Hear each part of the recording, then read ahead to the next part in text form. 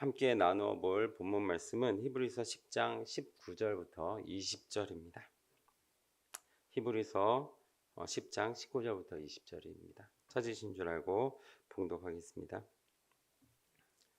그러므로 형제들아, 우리가 예수의 피를 힘입어 성소에 들어갈 담력을 얻었나니 그 길은 우리를 위하여 휘장 가운데로 열어놓으신 새롭고 산 길이요, 휘장은 곧 저의 육체니라. 아멘. 자, 오늘 히브리서 10장 19절부터 20절까지 말씀을 통해서 성소로 나아가는 새롭고 산 길이라는 제목으로 우리 함께 하나님 말씀을 나눠보도록 하겠습니다. 성소로 나가는 새롭고 산 길. 성소라는 것이 있습니다. 이 성소, 그러니까 말 그대로예요. 성스러울 성, 곳소 이렇게 해가지고 성스러운 곳, 이것을 성소라고 하죠. 더 풀어서 얘기하면 하나님의 전, 이것을 성소다, 이렇게 성경에서는 이야기를 합니다. 우리 구약의 에스겔 47장 말씀을 보시면 어떻게 기록하고 있냐면 하나님의 전의 문지방에서 물이 흘러나오는 거예요. 물이 흘러나와서 그것이 발목을 차고 무릎을 차고 허리를 차다가 이것이 모이고 모여서 큰 강을 이루어내서 사람이 능히 건널 수 없을 만큼 그런 강을 이루어냈다, 이렇게 얘기해요. 그리고 또 그 강 좌우에는 그 나무들이 많이 심겨 있었다, 이렇게 기록을 하고 있거든요. 그런데 그 물이 어디서 나왔다고요? 성소에서부터 흘러나온 물, 이렇게 얘기해요. 우리 계시록 22장의 말씀을 보시면 수정과 같은 맑은 생명수에 대한 이야기를 하고 있지 않습니까?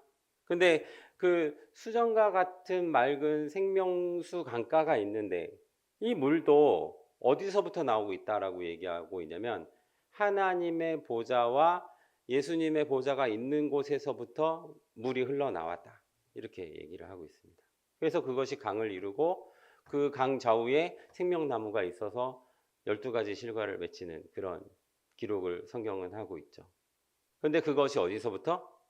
하나님의 보좌, 그죠? 예수님의 보좌가 있는 곳에서부터 물이 흘러나왔다, 이런 얘기입니다. 그러니까 결과적으로 이 성소라고 하는 것은 하나님의 전인데 이 하나님의 전은 어떤 곳이에요? 그 하나님과 예수님의 보좌가 있는 곳, 그리고 생명수 샘물이 나오는 곳, 이곳을 무엇이다라고 얘기를 하고 있는 겁니까? 성소, 이렇게 성경은 말씀을 하고 있는 겁니다. 오늘 말씀이 제목이 뭐냐면 그 성소로 가는 길이에요. 성소로 가는 길인데 그냥 그 옛날에 그 성소로 가는 길이 아니라 새로운 길이고 또 어떤 길이다? 산 길이다, 이런 얘기입니다.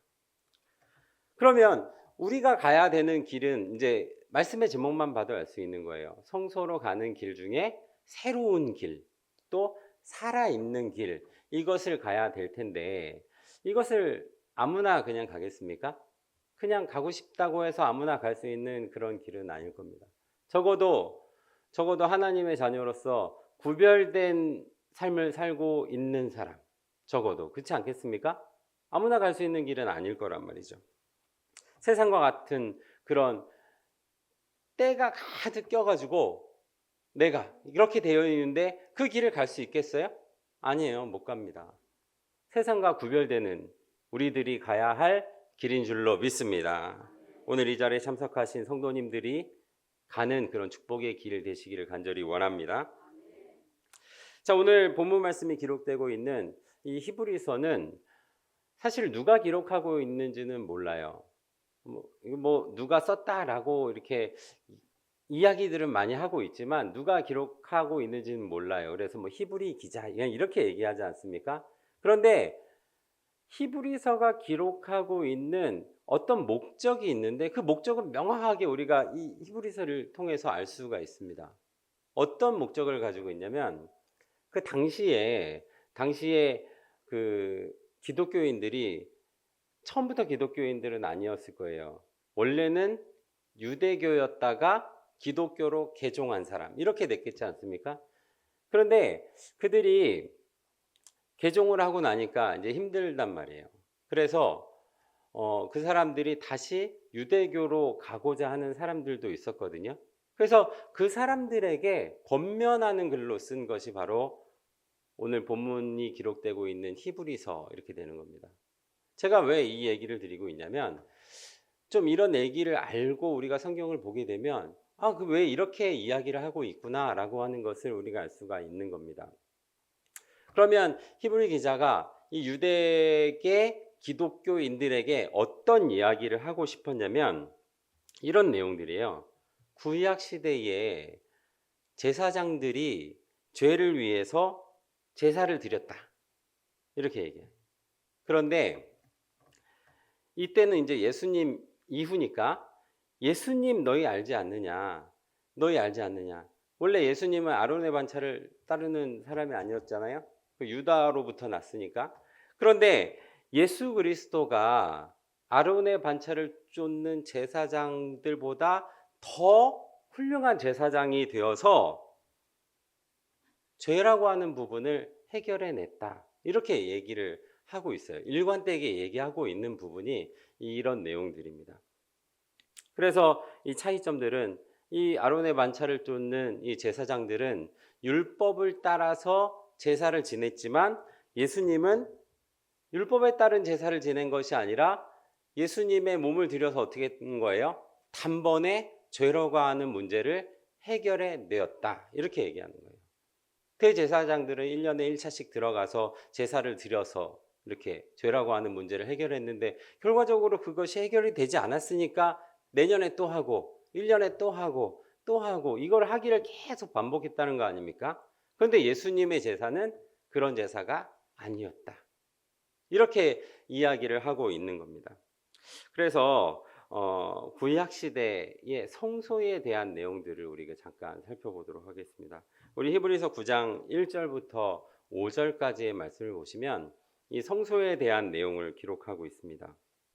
보시면 첫 언약에도 섬기는 예법과 세상에 속한 성소가 있더라. 이렇게 첫 언약 이게 뭐예요? 율법입니다. 율법. 그러니까 율법에 따라서 성소라고 하는 것을 정의를 해 놓기를 이런 얘기예요. 쉽게 얘기하면 자 있더라. 첫 장막이 있고 그 안에 등대와 상과 진설병이 있으니 이는 성소라 일컫겠고. 그래서 성소라는 것이 있는데 이 성소에는 등과 뭐가 있습니까? 상과 진설병이 이렇게 있다. 그리고 나서 뒤에 보면 둘째 휘장 얘기가 나옵니다. 자, 둘째 휘장 뒤에는 그 장막을 뭐라고 얘기하냐면 지성소라 일컫나니 이렇게. 지성소라 일컫나니 금양로로 사면을 금으로 싼 언약궤가 있고 그 안에는 만나를 담은 금 항아리와 아론의 쌍난 지팡이와 비석의 언약들이 있다. 이렇게 얘기하는 거예요. 그러니까 지성소에 갔더니 또 이런 내용들이 있다. 이렇게 얘기를 하고 있는 거죠. 자, 뒤에 말씀도 계속 보시면 위에 속죄소를 덮는 영광의 그룹들이 있으니 이것들에 관하여 이제 낱낱이 말할 수 없노라. 이렇게 굉장히 복잡하게 사실은 기록을 하고 있어요. 레위기에 보면 이 성소에는 어떻게, 성소에 들어가는 제사장은 복장을 어떻게, 굉장히 복잡하게 기록을 하고 있는데 이것을 낱낱이 말할 수 없지만은 간단하게 이야기하면 이렇게 우리가 볼 수 있다. 이렇게 얘기를 하고 있는 겁니다. 자, 그런데 문제는 그 당시에 이 성소에 들어갈 수 있는 사람들은 아무나 들어갈 수 있는 것이 아니죠. 누가 들어가는 겁니까? 제사장이 들어가는 거예요. 또 지성소에 들어갈 수 있는 사람은 누가 들어갑니까? 대제사장이 들어가요. 아무나 들어갈 수 있는 그런 것이 아니었습니다. 자, 그런데 이들이 1년 1차씩 들어가서 대제사장이 1년 1차씩 지성소에 들어가서 짐승의 피를 뿌려가지고 백성의 죄를 위해서 또 자기의 죄를 위해서 이제 제사를 드렸는데 이것에 대해서 그 이후에 히브리서 9장 9절 말씀을 보시면 이렇게 얘기하고 있습니다. 자, 이 장막은 뭐예요? 구약 시대 때 그 성막을 말하는 거예요. 어떤 뜰이 있고 그 뜰에서 장막을 펼치고 들어가면 그것이 성소였고 둘째 장막을 피고 들어가면 그것이 지성소였고 하는 그 장막은 이런 얘기예요. 그 장막은 현재까지 무엇이다? 비유다. 이렇게 얘기해요. 비유. 비유라고 하는 것이 뭡니까? 실상의 것이 아니다라는 거예요. 아, 저 돼지 같은 사람. 그러면 그 사람이 돼지예요? 아니에요. 뭐 돼지같이 뚱뚱하거나 돼지같이 뭐 탐욕이 심하거나 뭐 먹는 거를 막 이러면 돼지 같다는 것이지 돼지다 이렇게 얘기하는 것이 아니잖아요. 그죠?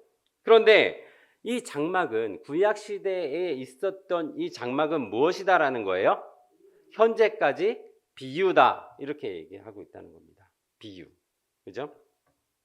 자, 뒤에 말씀 계속 보시면 이에 의지하여 드리는 예물과 제사가 섬기는 자로 양심상 온전케 할 수 없나니 이런 것을 먹고 마시는 것과 여러 가지 씻는 것과 함께 육체의 예법만 되어 개역할 때까지 맡겨둔 것이라. 개역할 때까지 맡겨두었다. 이렇게 되면 개역이 되면 어떻게 된 거예요? 더 이상 의미가 없다. 이런 얘기 아닙니까? 그죠? 개역할 때까지 맡겨둔 것이다. 이렇게 얘기하는 거예요. 무엇이요? 그 장막이. 이게 하나님이 그 돌로 성전을 짓기 전에 화려한 전을 짓기 전에 그 전을 만들기 전에는 어떻게 했습니까? 쉽게 생각하면 천막 같은 거 생각하면 되잖아요. 그 천막에 대한 구성을 봤는데 그것이 무엇이다라는 거예요. 비유다. 그래서 이것이 개혁될 때까지만 맡겨둔 것이다. 이렇게 성경은 말씀하고 있는 줄로 믿습니다. 그래서 그 이후에 11절, 12절 말씀 보시면 히브리서 9장 11절, 12절 그리스도께서 장래 좋은 일에 대제사장으로 오사 손으로 짓지 아니한 곧 이 창조에 속하지 아니한 더 크고 온전한 장막으로 말미암아 염소와 송아지의 피로 아니하고 오직 자기의 피로 영원한 속죄를 이루사 단번에 성소로 어떻게 한 거예요? 들어갔다. 이렇게 성경은 말씀하고 있는 줄로 믿습니다. 자, 그러면 지금 성소에 들어가는 이야기가 구약 시대 때는 아론의 반차를 쫓는 제사장과 대제사장이 그곳에 들어갈 수가 있었다. 이런 얘기잖아요. 그런데 그것은 비유이고 개혁할 때까지 맡겨둔 것이고 예수 그리스도는 어떻게 하는 거예요? 오직 자기의 피로 영원한 속죄를 드리고 어떻게 하는 거예요? 그곳에 들어갔다. 성경은 이렇게 말씀하고 있는 줄로 믿습니다. 그러면 오늘 말씀의 제목이 뭐라고요? 성소로 나가는 새롭고 산 길. 그러면 길이 두 가지 길이 있었잖아요. 육체를 따라 율법을 따라 들어가는 그 길도 있었고 예수 그리스도로 통하여서 들어가는 그 길도 있었다. 우리가 어디를 따라가야 할 것인가? 제가 말씀드리지 않아도 여러분들 다 알 줄로 믿습니다. 자, 그리고 히브리서 9장 11절 12절 이후에 이제 기록하고 있는 내용은 이제 이런 내용들이 기록하고 있어요. 만약에 예수님이 십자가에 못 박혀서 제사를 드리는 그것이 만약에 구약 시대에 대제사장이 1년 1차씩 제사를 드리는 것과 같다면 예수님도 어떻게 해야 되는 거예요? 십자가를 매년 드려야 할 것이다. 이렇게 얘기하고 있거든요. 그 뒤에 이야기가. 그래서 우리 예수님께서 자주 고난을 받아야 할 것이로되 이렇게 얘기하고 있는 거예요. 이 얘기는 생각하면 참 답답한 얘기잖아요. 만약에 예수님께서 십자가에 달려서 죄라고 하는 부분을 해결을 했는데 그 예수 그리스도를 따르는 사람들이 이 죄라고 하는 것이 해결이 안 됐어요. 그래서 무엇을 마치 바라고 있는 것처럼 얘기를 하는 겁니까? 대제사장이 1년에 1차씩 한 것처럼 예수님도 자주 고난을 받아야 할 것이로되 말이 됩니까? 말이 안 되는 거잖아요. 우리가 어릴 때 경제적인 능력이 없을 때 사고를 치면 부모님이 어떻게 해줍니까? 해결해 주잖아요. 제가 예를 들어 누구를 탁 때려가지고 이를 톡 부러뜨렸어. 그럼 어떻게 합니까? 부모님이 해결해 주는 거예요. 그런데 이거를 내가 15살 때도 그렇게 하고 16살 때도 하고 20살 때도 하고 21살 때도 하고 제가 지금 나이가 50인데 50까지 매년 그렇게 해갖고 우리 아버지 어머니가 매년 그걸 수백만 원씩 물어줬다. 말이 됩니까? 말이 안 된다. 이런 얘기를 하고 있는 겁니다. 그런 얘기를 하는 거예요. 그래서 성경에서는 뭐라고 얘기하고 있는 것이냐면 아까 12절에서 오직 자기의 피로 영원한 속죄를 드렸고 단번에 해결했다라고 이렇게 성경은 말씀하고 있는 줄로 믿습니다. 그래서 히브리서 9장 28절 마지막에 보시면 어떻게 얘기하냐면 이와 같이 그리스도도 많은 사람의 죄를 담당하시려고 단번에 들이신 바 되셨고 구원에 이르게 하기 위하여 죄와 상관없이 자기를 바라는 자에게 어떻게 하는 거예요? 두 번째 나타난다. 무엇을 바라는 겁니까? 구원을 얻게 하기 위해서 죄와 상관없는 자에게 나타나는 거예요.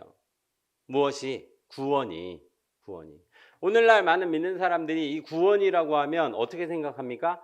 예수를 믿고 죽어요. 그러면 이 사람이 뭐 받았다? 구원 받았다. 이렇게 얘기하잖아요. 10년 전에 돌아가신 분은 10년 전에 구원을 받았고 작년에 돌아가신 분은 작년에 구원을 받았고 어제 돌아가신 분은 어제 구원을 받아요. 오늘 돌아가실 분이 있다면 그분은 오늘 구원 받을 것이고 내일 돌아가실 분이 있으면 그분은 내일 구원을 받을 것이다. 이렇게 생각한단 말이죠. 그런데 그것이 아니라는 얘기예요. 구원이라고 하는 것은 때가 있다. 이렇게 구원을 얻게 하기 위하여 죄와 상관없이 자기를 바라는 자에게 나타나는 구원, 이런 얘기예요. 그죠?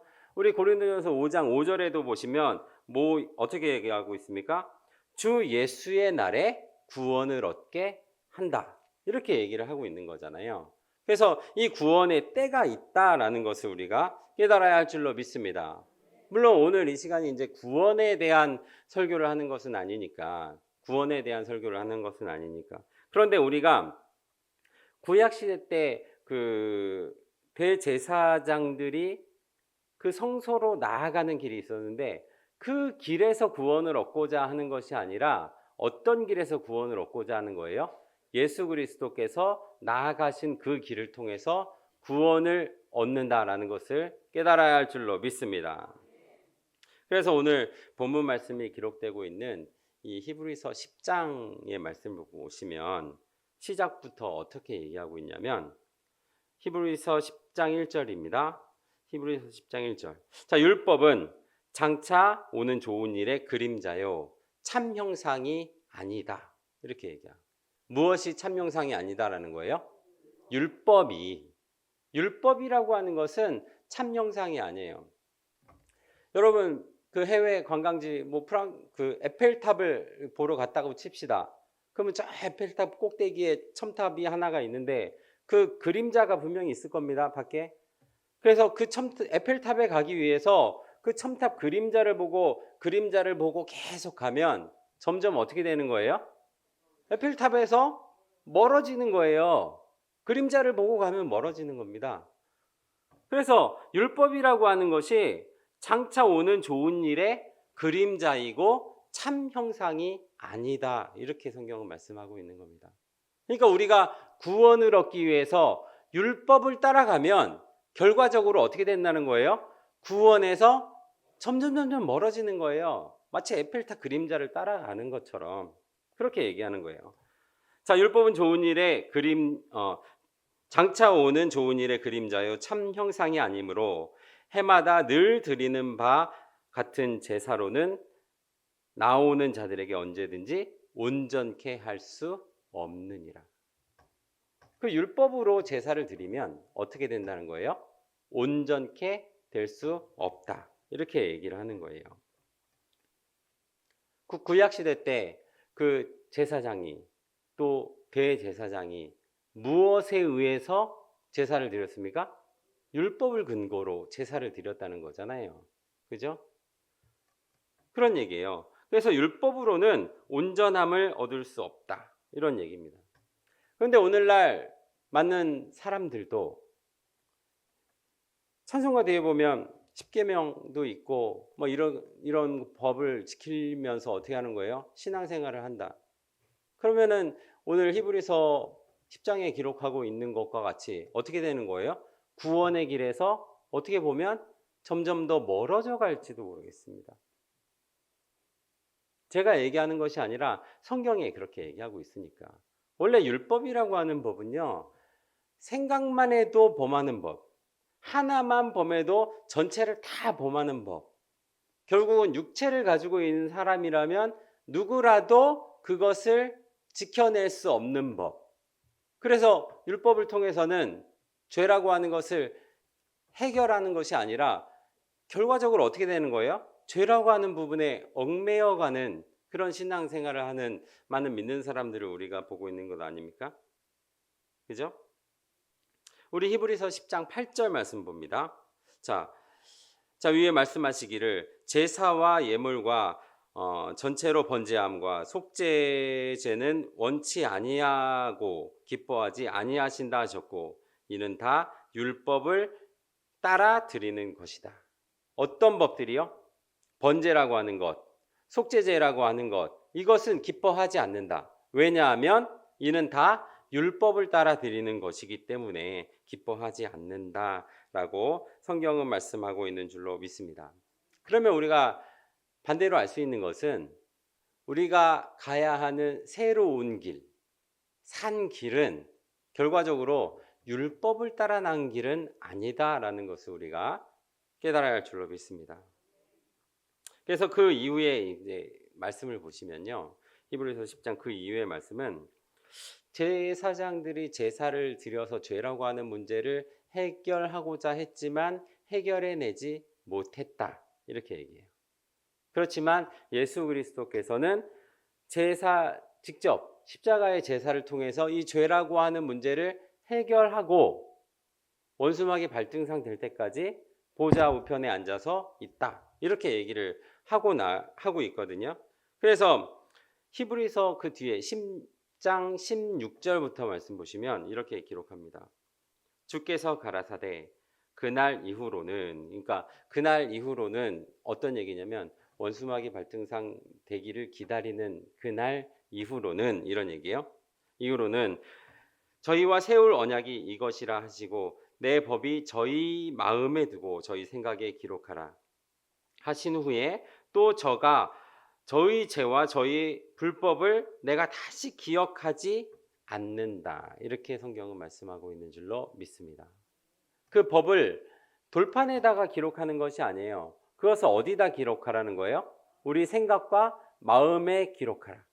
그리고 그 기록한 것은 어떻게 하는 거예요? 다시는 불법을 기억하지 않는 그런 법이다라고 이렇게 성경은 말씀을 하고 있는 줄로 믿습니다. 그래서 우리는 이 법을 무슨 법이라고 얘기하냐면 그 새 언약이라고 얘기하잖아요. 새 언약.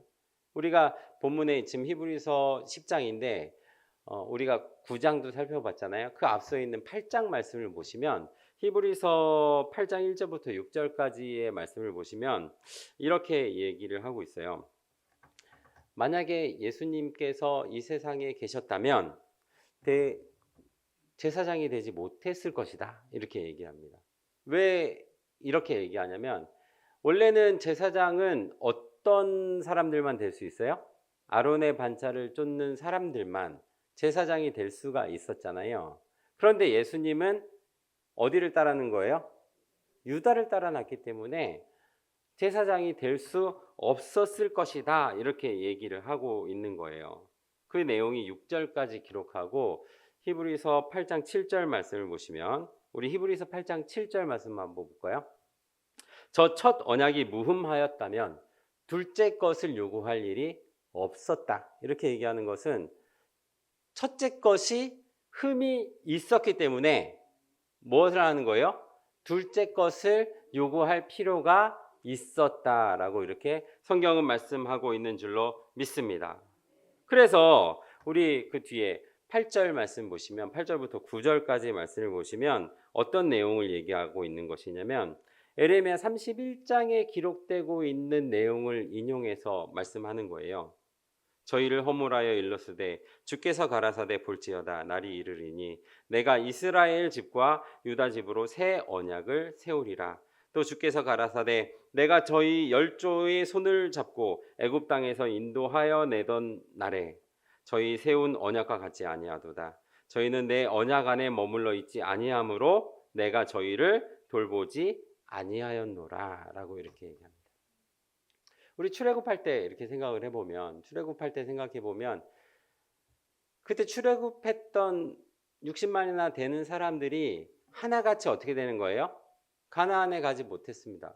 그 자식들이, 그 후손 때가 다 가나안에 들어가는 그런 역사를 우리가 볼 수 있잖아요. 그죠? 이 이야기는 무슨 얘기를 하고 있는 것이냐면, 첫 언약에 머물러 있었던 사람들은 오늘 이 말씀에서 뭐라고 얘기하는 거예요? 새 언약에 머물러 있었지 않았기 때문에 다 죽을 수밖에 없었다. 이렇게 이야기하고 있는 겁니다. 자, 우리가 가나안이라고 하는 것은 지역적인 가나안 이렇게 받아들이지 않잖아요. 가나안을 우리는 뭐라고 생각하면서 갑니까? 천국. 우리가 가야 되는 천국. 그러니까 이 율법이라고 하는 그림자를 통해서 나아갔던 사람들은 어떻게 했다는 거예요? 다 죽을 수밖에 없고 그 후대가 천국에 들어간 것과 같이 마지막 때는 어떤 사람들이 있다는 거예요? 새 언약에 머물러서 구원을 받을 복된 자손들이 있다라고 이렇게 성경은 말씀하고 있는 줄로 믿습니다. 그래서 이야기하고 있는 것은 오늘 이제 본문 말씀 이제 거의 다가오는데 본문 말씀 앞서 기록되고 있는 내용이 이런 내용이에요. 히브리서 10장 15절부터 17절입니다. 또한 성령이 우리에게 증거하시되 주께서 가라사대 그날 후로는 저희와 세울 언약이 이것이라 하시고 내 법을 저희 마음에 두고 저희 생각에 기록하라 하신 후에 또 저희 죄와 저희 불법을 내가 다시 기억하지 아니하리니 라고 이렇게 성경은 말씀하고 있는 줄로 믿습니다.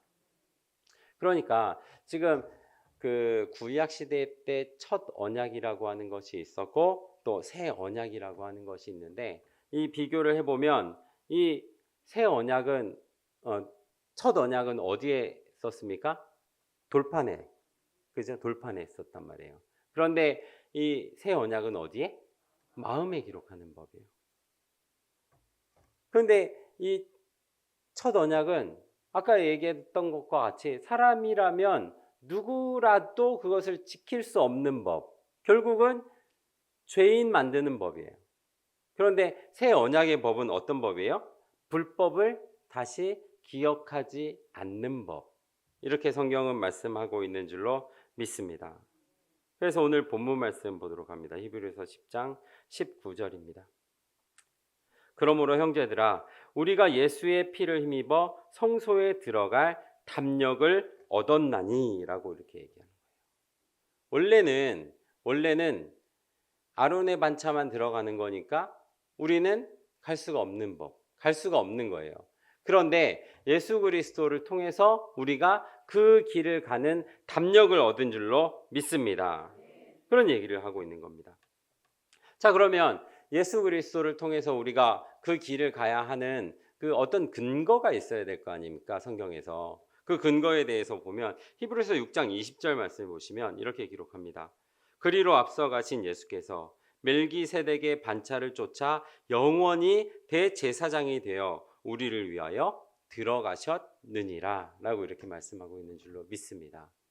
그럼 우리도 성소로 들어가는 담력을 얻은 근거는 뭐예요? 멜기세덱의 반차를 따라 우리도 그 길을 들어갈 수 있는 담력을 얻었나니 라고 이렇게 본문에서는 말씀하고 있는 줄로 믿습니다. 20절 말씀입니다. 자, 그 길은 우리를 위하여 휘장 가운데로 열어놓으신 새롭고 산 길이요. 이렇게 휘장 가운데로 열어놓은 새로운 산 길이에요. 우리가 예수님 십자가 지실 때 마태복음 27장 말씀을 보시면 50절 이하에 예수님께서 이제 운명하시고 예수님께서 운명하시고 나니까 어떻게 하는 거예요? 휘장이 위로부터 아래로 찢어지고, 그죠? 바위가 터지고 하는 그런 일이 있었잖아요. 예수님이 십자가를 지시고 난 이후에, 그죠? 그러면 여기 본문 말씀에서도 그 길은 우리를 위하여 휘장 가운데로 이렇게 열어놓은 길이다. 이렇게 얘기를 하는 거예요. 누구를 통해서? 예수님을 통해서. 우리는 그 길을 들어가야 할 줄로 믿습니다. 그러면 예수님께서 생각해 보세요. 그 휘장이라고 하는 것이 있어요. 그 휘장을 열고 우리가 들어가야 되는데 무슨 휘장에 빗장이 걸려 있습니까? 뭐 빗장이 있습니까? 없어요. 뭐 도어락 이게 있어가지고 누구는 들어가고 누구는 못 들어가고 이런 거 아닙니다. 무슨 휘장이 무게가 뭐 1톤, 2톤 돼갖고 사람의 힘으로 능히 제껴낼 수 없는 그런 겁니까? 아니에요. 그런데 구약시대에 못 들어갔거든요, 사람들이. 왜 못 들어갔어요? 들어가면 죽거든요.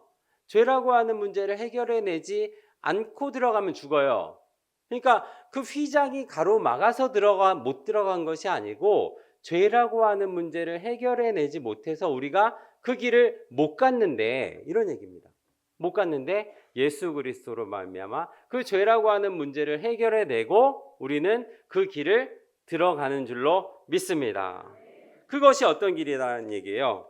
새로운 길, 그리고 산 길이다 라고 성경은 말씀하고 있는 줄로 믿습니다.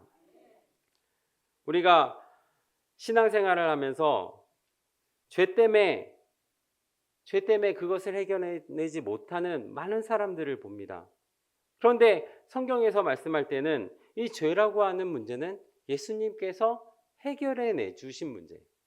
그리고 우리는 어떻게 하는 거예요? 그래서 담력을 얻어냈고 그 담력으로 말미암아 휘장으로 들어가는 그 힘을 얻어낸 우리들인 줄로 믿습니다. 오늘 말씀을 듣고 우리가 나아가야 하는 길은 예수님과 같이 멜기세덱의 반차를 통해서 그 열어놓은 그 새로운 길, 또 생명이 있는 그 산 길로 나아가는 우리 저와 여러분 되어야 될 줄로 믿습니다. 말씀 마치겠습니다.